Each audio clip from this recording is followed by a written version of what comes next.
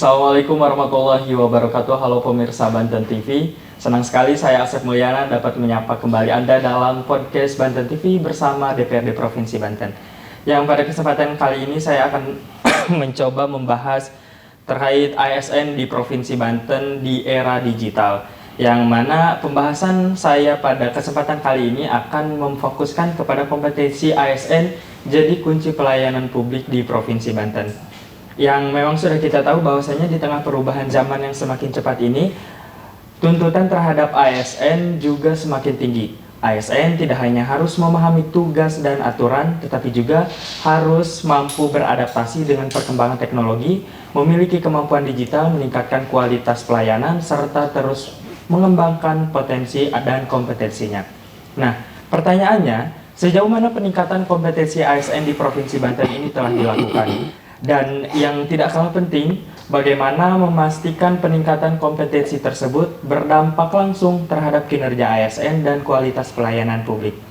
Nah, pada podcast kali ini sudah hadir bersama saya, anggota Komisi 1 DPRD Provinsi Banten dari fraksi Nasdem, Bapak Agus Maulana. Halo Bapak, Assalamualaikum. Waalaikumsalam warahmatullahi. Ya, bagaimana Bapak keadaannya? Alhamdulillah sehat. Baik. Sehat-sehat. Karena memang saat ini lagi musim flu gitu ya Bapak. Iya. Lagi banyak yang flu, iya betul. Nah, sebelumnya kita waktu itu sudah pernah bertemu gitu ya Pak, sudah pernah ngobrol-ngobrol, tapi pada kesempatan kali ini kita akan ngobrol lagi dengan pembahasan yang tadi sudah saya paparkan. Oke. Jadi aman ya Pak? Siap. Aman. Oke. Nah Bapak sebagai pembuka, menurut Bapak sendiri, seberapa penting peningkatan kompetensi terhadap ASN khususnya untuk mendorong kualitas pemerintahan dan pelayanan publik di Provinsi Banten? Tentu saja ya sangat penting karena gini, untuk urusan pelayanan publik itu kan berhubungan dengan orang, namanya publik. Betul. Sehingga harus ASN itu sebagai aparatus, sebagai orang yang menjalankan roda pemerintahan, terutama yang berhubungan dengan urusan publik, tentu peningkatan kapasitasnya harus terus dilakukan. Karena begini, setiap zaman itu kan memiliki budaya berbeda, ya. Terus juga teknologi semakin berkembang dan persoalan sosial kita juga terus berkembang gitu. Karena itu ya harus mengikuti keadaan zamannya. Benar. Sehingga ya kapasitas itu ya harus juga meningkat. Misalnya gini, terlebih misalnya di era sekarang ini semuanya serba digital. Tetapi bukan berarti ini tidak ada pertemuan fisik. Pertemuan fisik pasti akan terjadi. Iya. Ya, meskipun semuanya era digital, tetapi misalkan kasus misalnya ketika kita mau ngurus KTP, pertama mendaftarkan secara digital, misalnya gitu ya. Lalu ketika mau dipoto, nah itu kan datang ke lokasi. Nah, ketika misalnya masyarakat datang ke lokasi pemotretan, misalnya kita ngurus KTP, itu kan pertama kali itu mereka juga akan disambut oleh aparatus itu, oleh ASN itu. Betul. Nah, bagaimana misalnya mereka mampu menghadirkan bahwa pelayanan yang akan mereka lakukan itu betul-betul akan memberikan pelayanan yang maksimal. Bagaimana dia menyapanya, misalnya gitu. Iya. Bagaimana misalnya dia mengkondisikan ruangan itu agar at home bagi mereka. Mereka nyaman, misalnya gitu, seperti itu. Nah, tentu itu kan harus ada kreativitas, harus ada kemampuan-kemampuan yang dimiliki. Nah, untuk itu tentu saja di Provinsi Banten itu kan selalu meningkatkan kapasitas itu. Ada beberapa hal yang diberikan, misalnya kaitannya menyangkut peningkatan kapasitas diri, peningkatan kapasitas ASN agar bisa mampu memberikan pelayanan publik secara baik gitu. Ya, sangat setuju apa yang Bapak sampaikan barusan terkait pelayanan khususnya ya Bapak, pelayanan publik. Nah, menurut Bapak sendiri terkait tadi, apa persoalan utama yang terkait ASN di Provinsi Banten ini? Apakah memang kemampuan teknis, kepemimpinan, digitalisasi, atau justru pola kerja yang menjadi persoalan utama untuk menjadikan ASN lebih baik lagi, Bapak? Ya, bagi saya mungkin semuanya harus ditingkatkan. Itu kan tidak hanya pada persoalan, di masing-masing itu kan gini. Pertama itu mereka paham tentang apa tugasnya. Lalu kemudian juga bagaimana mereka mampu berkomunikasi dengan baik, kemampuan komunikasi kepada publik misalnya gitu. Terus kemudian bagaimana dia juga tahu tentang budaya lokal, bagaimana misalnya dia bisa membaur dengan masyarakat. Bagaimana misalnya masyarakat tertentu, bagaimana dia bisa menghadapinya. Kan bisa jadi berbeda antara orang Serang, karakternya dengan orang Lebak, Betul. dengan orang Tangsel, dan seterusnya. Sehingga dia harus juga paham tentang urusan-urusan dengan bagaimana dia membaur dengan masyarakat. Dan tentu saja juga mereka harus paham juga tentang leadership-nya, misalnya gitu ya, ilmu kepemimpinannya, seperti itu. Nah, karena itu sebetulnya di kita itu dalam upaya peningkatan ASN itu ada dua hal. Satu, bagaimana misalnya secara kelembagaan kita memiliki perencanaan peningkatan sumber daya manusianya. Yang kemudian juga bisa dilakukan secara bersamaan antara individual dan juga kelembagaan, itu namanya individual development plan. Itu harus juga dimiliki. Misalnya saya sebagai karyawan, sebagai ASN, apa yang harus saya lakukan? Saya harus menyusun di kurikulum sendiri nih. Saya harus mampu tentang communication skill-nya secara baik misalnya. Apa yang harus saya lakukan ketika untuk meningkatkan kapasitas saya untuk bisa komunikasi secara baik? Apakah saya harus baca buku apa, lalu mengikuti training apa, dan seterusnya. Apakah saya perlu meningkatkan misalnya kuliah formalnya, sampai S2, S3, dan seterusnya. Itu kan kita harus tahu seperti itu. Nah, sebelum itu juga sebetulnya kita bisa melakukan juga penilaian terhadap diri sendiri. Ketika bidang kerja kita itu apa, gitu ya, maka apakah saya sudah memahami tentang bidang kerja itu? Itu harus ada self assessment tuh, ya, itu diperlukan gitu. Saya kira ya tidak mesti harus secara kelembagaan difasilitasi, tetapi secara personal juga kita harus bisa, gitu ya, punya target. Dalam 1 tahun ini saya harus memiliki kemampuan apa? Tentu saja sesuai bidang kerjanya, seperti itu. Dan dengan demikian dia juga akan terus berkembang, dan ini implikasinya tentu saja pelayanan publik menjadi baik gitu kalau kemudian ASN memiliki motivasi untuk meningkatkan, mengembangkan professional development plan-nya gitu, seperti itu. Baik, Bapak. Setuju. Dan kalau misalkan kita tarik dengan zaman sekarang ya Bapak, bahkan tidak hanya generasi muda saja atau generasi Z saja yang memang sudah memanfaatkan digitalisasi, termasuk ada beberapa yang sering saya temui ASN yang menggunakan dan memanfaatkan perkembangan teknologi, salah satunya yaitu perkembangan AI atau akal imitasi seperti itu.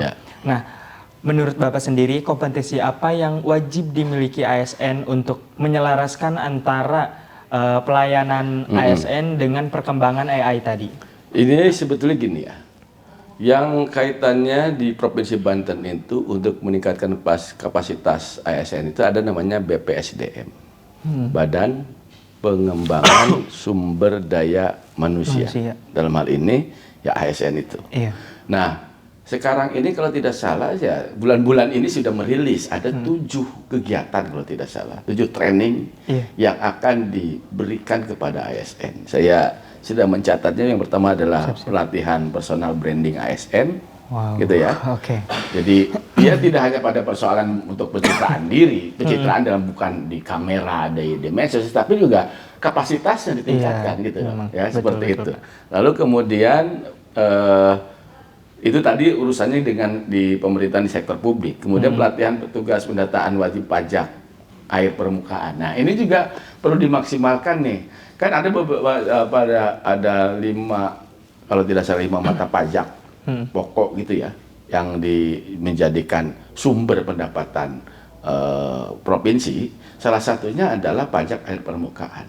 Dan ini belum maksimal. Nah, ini kita siapkan trainingnya bagaimana mereka bisa mengecek atau bisa mendeteksi atau bisa menginventarisasi kira-kira mana nih yang bisa menjadikan wilayah-wilayah mana yang bisa dijadikan sumber potensi pajak air permukaan itu. Kemudian juga pelatihan literasi digital ASN. Nah, ini yang kita menyangkut tadi, termasuk juga bagaimana misalnya AI itu bisa dijadikan sebagai sebuah instrumen gitu ya, untuk mempercepat pekerjaan ASN yang biasanya misalnya kita harus membaca ragam artikel di dalam sebuah gawai kita, misalnya gitu ya. Iya. Tetapi untuk mendapatkan kesimpulan, kita dengan AI bisa tuh dalam waktu beberapa detik kita bisa dapatkan tuh. Apa saja misalnya tentang bagaimana meningkatkan kapasitas kita, tentang kemampuan kita berkomunikasi. Nah, di situ itu langsung dengan sendirinya dalam waktu beberapa detik itu kita bisa disajikan key point-nya, kira-kira gitu ya, poin-poin kuncinya di situ. Lalu kemudian juga ada pelatihan pengembangan inovasi serta pelatihan kreativitas digital.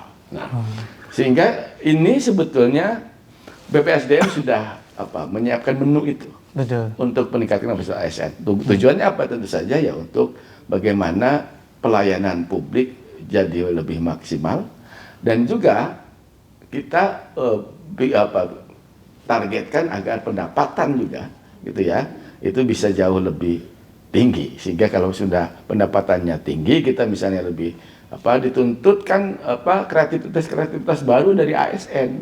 Apa saja, jangan kemudian seluruh pendapatan itu ya harus langsung dengan pajak, kan kasihan juga masyarakat. Kan bisa dengan kreativitas apa yang kira-kira kita bisa lakukan sehingga itu menjadi sumber pendapatan baru bagi provinsi, seperti itu. Pak, pembahasannya cukup menarik ini dan semakin menarik. Kenapa? Karena tadi ada beberapa pelatihan yang Bapak sampaikan dari BPSDM tadi. Nah, terkait hal itu, terkait pelatihan yang sudah dicanangkan oleh BPSDM, bagaimana peran Bapak sendiri dari DPRD Provinsi Banten memastikan pelatihan perkembangan kompetensi ASN ini yang tadi sudah dijelaskan tidak hanya mendapatkan sertifikat, tapi ada keberlanjutan yang tentunya menambah kompetensi seperti itu, Pak? Ya, tentu nanti ada evaluasi. Setiap hasil sebuah program itu nanti kita buatkan evaluasinya, juga lihat KPI-nya, Key Performance Indicator-nya tercapai tidak, misalnya seperti itu. Apakah kemudian juga menggunakan metodenya, apakah tatap muka penuh, atau misalnya dirasa beberapa materi cukup dengan secara online atau menggunakan hybrid, menggabung keduanya. Betul. Nah, tentu saja ini juga harus ditopang dengan anggaran yang cukup. Nah, sejauh ini kita ada persoalan tuh, ruang fiskal kita sangat sempit. Tetapi dengan ruang fiskal yang sempit itu ya kita butuhkan kreativitas, bagaimana misalnya mensiasati dengan fiskal yang tidak memadai, misalnya seperti itu, tetapi juga target-target untuk meningkatkan kapasitas ASN tetap kita jalankan seperti itu. Kalau tidak salah, kita baru bisa menganggarkan hanya 41 miliar untuk 1 tahun ke depan, 2027. Itu juga sudah termasuk biaya untuk gaji ASN-nya, seperti itu. Nah, artinya ini juga perlu ada kreativitas juga dari BPSDM, tidak hanya bersumber dari APBD saja uang itu, bagaimana misalkan dia juga menjual program kepada kabupaten kota, misalnya seperti itu, atau melakukan kerjasama dengan kabupaten kota. Kita punya fasilitas, kita punya instruktur, itu kemudian dikerjasamakan dengan kabupaten kota di Banten ini, lalu kemudian ini bisa menjadikan sumber pendapatan baru. Setidaknya BPSDM bisa melakukan kegiatan dengan pembiayaan yang dia dapatkan sendiri. Nah, ini akan jauh lebih bagus. Jadi kita support anggaran misalnya semampu kita di tingkat provinsi, tetapi juga kita mendorong agar BPSDM juga memiliki kreativitas sehingga mereka bisa memiliki sumber pendapatan sendiri agar mereka bisa menghidupi kegiatannya. Itu untuk peningkatan kapasitas ASN. Baik Bapak. Nah, berarti memang sejauh ini terkait anggaran tadi ya Bapak, dan pelatihan yang tadi dari BPSDM belum ada anggaran khususnya gitu, atau memang sudah dianggarkan yang pelatihan tadi dari BPSDM? Itu sudah, tentu saja. Cuman ini kan tinggal berapa coverage-nya. Apakah dengan jumlah sekian itu bisa memenuhi sekitar 25 ribuan ASN kita? Bisa dilatih semua, kan tidak mungkin. Betul. Sehingga harus bergiliran gitu ya. Dan juga kita juga harus menghitung, mencocokkan kemampuan fiskal dengan jumlah sumber daya manusia yang kita miliki. Nah, ini kan juga sebetulnya untuk meningkatkan kapasitas itu setiap ASN itu wajib memiliki setidaknya 20 jam belajar dia dalam 1 tahun itu. Gitu ya kan ada target tuh. Itu ada kewajiban untuk meningkatkan kapasitas dirinya itu dengan cara ya belajar ya setidaknya sekurang-kurangnya 20 jam lah di dalam 1 tahun itu. Nah, ini kan kita juga sudah membuat sebuah manajemen talenta tuh di BPSDM dengan BKN tingkat provinsi agar kita itu bisa juga tuh menginventarisir mana orang-orang yang memiliki kapasitas misalnya sebagai pemimpin untuk mengisi jabatan-jabatan tertentu yang nanti bisa jadi kosong ditinggal oleh para seniornya yang sudah pensiun. Nah, kita tidak akan kesulitan lagi tuh untuk menentukan siapa penggantinya dan seterusnya. Nah, tentu saja ya spirit yang harus diusung oleh kita sebagai Provinsi Banten, pemerintah Provinsi Banten itu adalah bagaimana mengedepankan meritokrasi menjadi sebuah basis di dalam penempatan ASN kita, dan sehingga ASN itu memiliki motivasi yang tinggi karena sudah jelas jalur karirnya seperti apa. Jadi kita dorong agar mereka juga meningkat kapasitasnya. Juga di tingkat level tingginya, level pejabatnya juga harus membuat ruang yang terbuka untuk pengembangan karir ASN-nya sehingga ini bisa jalan kompetisinya lebih fair gitu seperti itu. Nah, Bapak sejalan dengan pembahasan yang barusan ya terkait sistem merit tadi, sistem merit dalam penempatan ASN. Nah, bagaimana dan seberapa penting sistem merit dalam penempatan ASN sesuai dengan kompetensi dan rekam jejak dari ASN tadi, Pak? Pertanyaannya bukan seberapa penting, itu hal pokok. Kewajiban. Berarti memang sangat penting. Wajib kalau kita mau membuat sebuah organisasi pemerintahan itu berjalan efektif dan baik, maka penempatannya itu harus berbasis meritokrasi. Meritokrasi itu apa sih? Menempatkan orang sesuai tempatnya, kira-kira adil di situ. Nah, dengan meritokrasi itu membuka ruang kepada semua pihak, dalam hal ini ASN, untuk mengembangkan dirinya secara maksimal. Karena jalurnya udah jelas. Kalau kemudian itu di-cut, dipotong oleh jalur nepotisme misalnya, ya selesai lah. Buat apa saya belajar tinggi-tinggi, buat apa saya kursus rajin-rajin kalau kemudian karir saya tidak jelas. Dan akibatnya kemudian pelayanan publik tidak menjadi baik nantinya. Misalnya, kalau kemudian kita dikasih jabatan tertentu kepada orang yang disuruh mencari uang, misalnya gitu, lalu kemudian dia tidak perform, ya berarti kita pendapatannya berkurang dong. Implikasinya apa?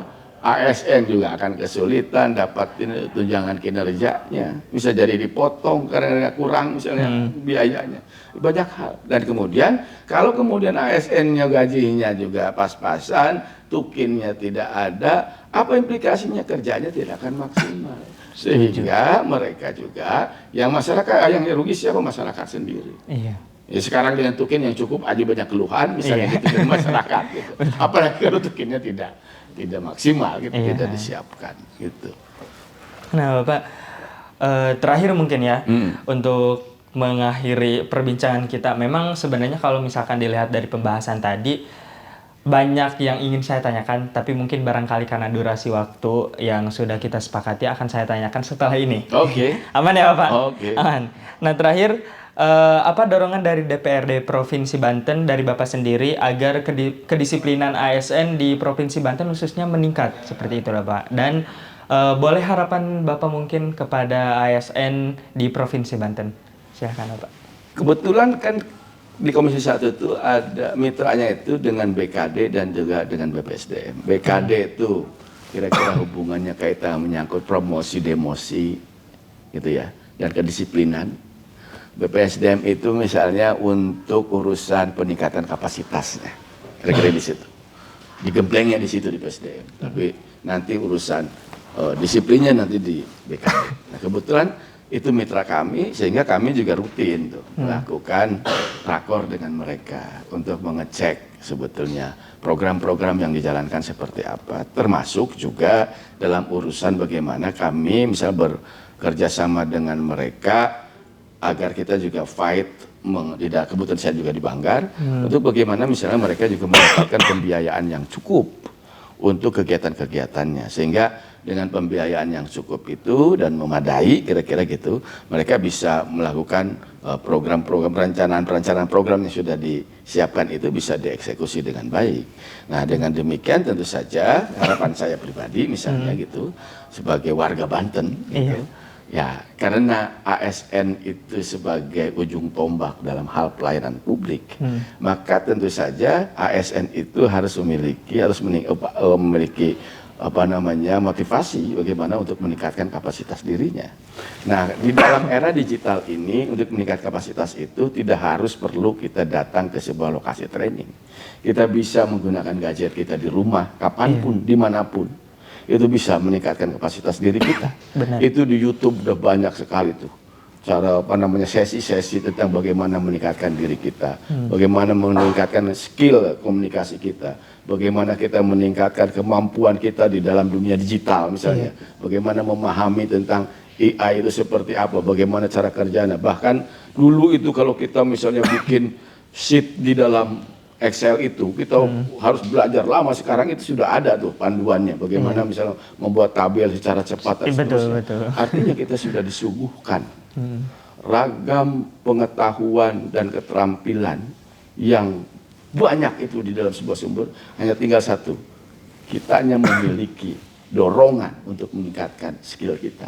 Karena ini modal kita gitu. Dengan demikian tentu saja orang yang skillnya bagus aja misalnya, karirnya tidak terlalu baik, apalagi yang tidak memiliki skill. Nah karena itu ya diperlukan harus kitanya punya motivasi sendiri untuk bagaimana memiliki skill yang cukup sehingga posisi ke depan itu kita juga akan tersedia. Nah dengan demikian tentu saja ya ini harus ada motivasi dari ASN dengan satu untuk diri sendiri sehingga upaya peningkatan itu untuk meningkatkan kapasitas diri kita sehingga kita memiliki kemampuan yang mumpuni. Keduanya juga diniatkan untuk bahwa apa yang kami lakukan ini, belajar ini adalah semata-mata untuk memberikan pelayanan terbaik buat masyarakat Banten.